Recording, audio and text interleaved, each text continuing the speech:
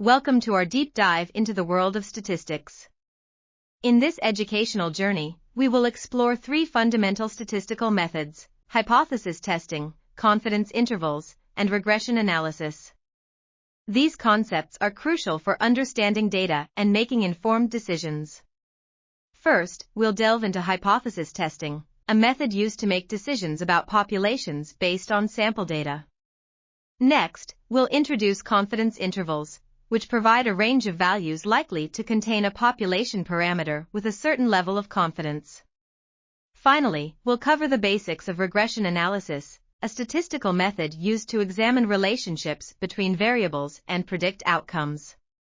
By mastering these concepts, you'll be better equipped to understand the data around you and make critical decisions in your studies or professional work. As we embark on this journey, remember to keep an open mind and stay curious. Now, let's get started with our first concept, hypothesis testing. Welcome to our exploration of hypothesis testing, a crucial statistical method used to make informed decisions. Hypothesis testing helps us decide if our sample data reflects a population trend or if the observed effect is just due to random chance. At the core of hypothesis testing are two competing hypotheses: the null hypothesis and the alternative hypothesis. The null hypothesis, or H, typically states that there is no effect or no difference, acting as the default assumption to be tested. Conversely, the alternative hypothesis, or H, posits that there is an effect or a difference. Our goal is to gather evidence to either reject H or fail to reject it in favor of H. This process begins by selecting a sample and conducting an appropriate statistical test. These tests generate a p-value, which helps determine whether the evidence against H is strong enough.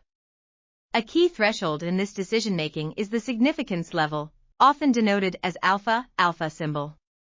Commonly set at 0.05, this threshold indicates a 5% risk of concluding that an effect exists when there is none. However, hypothesis testing is not without potential pitfalls.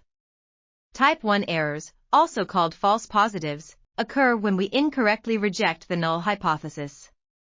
Type 2 errors, or false negatives, happen when we fail to reject the null hypothesis when the alternative hypothesis is true. Understanding these errors is critical for interpreting the results accurately. As we move forward, we'll delve deeper into the specific steps of hypothesis testing and learn how to minimize these errors for more reliable conclusions. In this segment, we will take an in-depth look at the essential steps involved in hypothesis testing, a critical component of statistical analysis. Begin by formulating your hypotheses: the null hypothesis, which assumes no effect or difference, and the alternative hypothesis, which suggests otherwise. The next crucial step is choosing a significance level, often denoted as alpha, which determines the threshold for rejecting the null hypothesis. Following this, you conduct the test using appropriate statistical methods to gather data. Finally, the results are interpreted to decide whether to reject the null hypothesis or not. Each of these steps plays a pivotal role in ensuring the accuracy and reliability of your hypothesis test, laying the groundwork for informed decision-making based on your data. Understanding these steps can illuminate the path to more precise and trustworthy analytical conclusions. In hypothesis testing, several common misconceptions can often lead to incorrect conclusions. One misunderstanding is about p-values. Many people mistakenly believe that a p-value indicates the probability that the null hypothesis is true. Another pitfall is placing too much emphasis on significance levels, without considering the context of the data or the study. Finally, a crucial yet often overlooked aspect is the effect size. Ignoring the effect size can lead to misinterpretation of results, as it provides important information about the magnitude of the observed effect. Awareness of these misconceptions is vital for accurate and meaningful analysis. By avoiding these pitfalls, you can ensure robust and reliable statistical conclusions. In the realm of statistics, confidence intervals play a pivotal role. Essentially, a confidence interval is a range of values that likely contains a population parameter, such as a mean or proportion, within a certain level of confidence. For example, If we say we have a 95% confidence interval for a population mean, we're stating that we are 95% confident the true mean falls within this range. These intervals are incredibly important because they provide a measure of uncertainty around a sample statistic. Rather than delivering a single value, confidence intervals offer a range, giving a more nuanced view of where the true parameter may lie. This helps statisticians to understand the precision of their estimates and to communicate the degree of uncertainty inherent in their data. Calculating a confidence interval starts with computing the sample statistic, then determining the margin of error by considering the sample size and variability. This margin of error is applied to create the interval, giving us a clearer picture of the estimate's reliability. As we move forward, you'll see how these concepts are applied in practical scenarios, deepening your understanding of statistical analysis. To calculate a confidence interval, you'll need three key pieces of information: the sample mean, the standard deviation, and the sample size. With these values, you can apply the formula to determine the interval.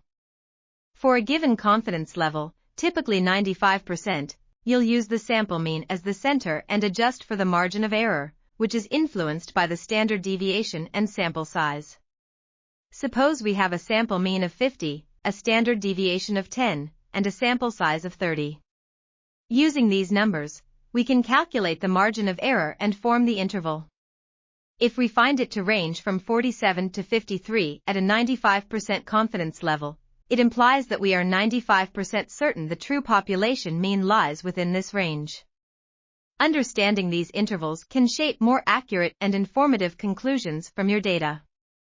Confidence intervals are crucial for understanding statistical estimates, but several common misconceptions can lead to misuse. First, many people misinterpret the interval, mistakenly believing it contains the true population parameter with certainty. Remember, it's about probability, not guarantee. Second, there's often overconfidence in estimates.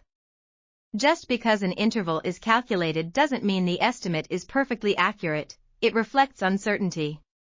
Finally, ignoring sample size can skew your interpretation. A larger sample size generally means a more reliable interval.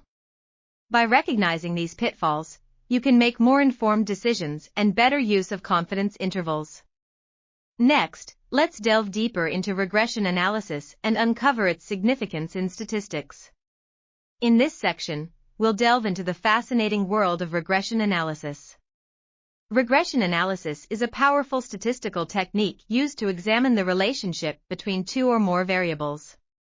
It allows us to understand how the dependent variable changes as one or more independent variables are varied.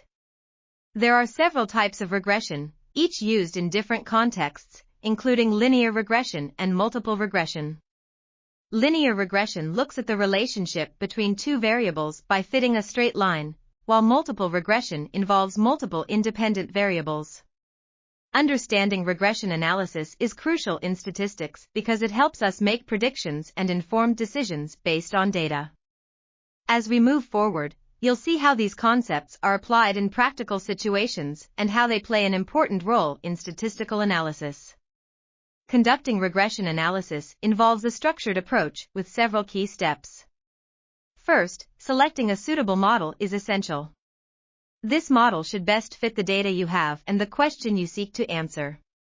Next comes estimating the parameters, where mathematical techniques are applied to find the values that define the model best. After the parameters are set, the crucial phase is interpreting the results. This step transforms raw numbers into meaningful insights, revealing the relationships between variables. Let's walk through a practical example to illuminate this process further. We'll see how to select the right model, calculate parameters, and interpret what the outputs tell us about our data.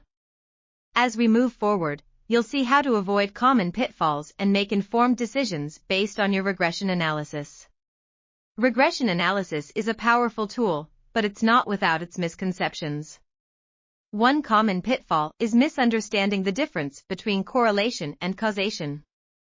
Just because two variables move together, it doesn't mean one causes the other. Another frequent error is overfitting the model, where your regression equation fits the sample data too well, but fails with new data. This happens when the model is overly complex. Lastly, many ignore the assumptions underlying regression models, such as linearity, independence, and homoscedasticity. Failing to check these assumptions can lead to misleading results. By being aware of these misconceptions, you can better apply regression analysis in your work. As we move forward, you'll see how to avoid these pitfalls and make more accurate interpretations. In this video, we've delved into the three core pillars of statistics: hypothesis testing, confidence intervals, and regression analysis. We began by understanding the fundamentals of hypothesis testing, dissecting the process and tackling common misconceptions. Next, we explored confidence intervals, learning how to calculate and interpret them effectively, while also addressing potential misunderstandings. Finally, we looked at regression analysis, including its types, steps, and common pitfalls. The insights gained from these topics are invaluable for making data-driven decisions. Armed with this knowledge, you're now better equipped to navigate the world of statistics. Thank you for joining us on this educational journey.